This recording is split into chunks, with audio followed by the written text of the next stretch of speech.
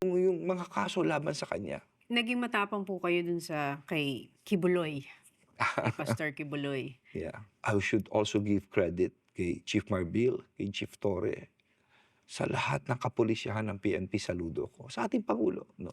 Pero isa lang masasabi ko sa kanya, ang dami niyang warrant of arrest.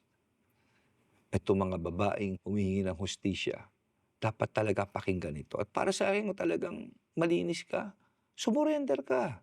Harapin mo ito at harapin mo sa husgado. Yun na naman sa akin eh. Kaya we just implemented the warrant of arrest. Kapag po public servant kayo at isang public figure, it comes with a territory na may assumptions, judgments, criticisms mula sa mga tao. Paano nyo po hinahandle yun?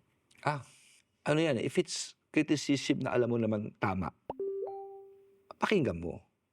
May constructive. Oo, yung constructive, pakinggan mo talagang. Pero kung merong iba dyan, wala sa inodoro ka mapupunta. Yung mga kung ano-ano. Alam mo yung minumura ka pa, ganito. Pabayaan mo ng kumahol yan. Hindi mo papupuntahan ang pupuntahan mo. Ano na po ang status ng war on drugs sa Pilipinas? Well, on record, we have had 33.8 billion worth of drugs na nakuha, the biggest under the Marcos administration. At ito lang masasabi ko, lahat ng lumalabas sa kulungan, bumabalik, 1 out of 3. Ang ginawa namin ng BGMP is that dito pa lang, skills training, may college program, etc. At higit sa lahat, trabaho.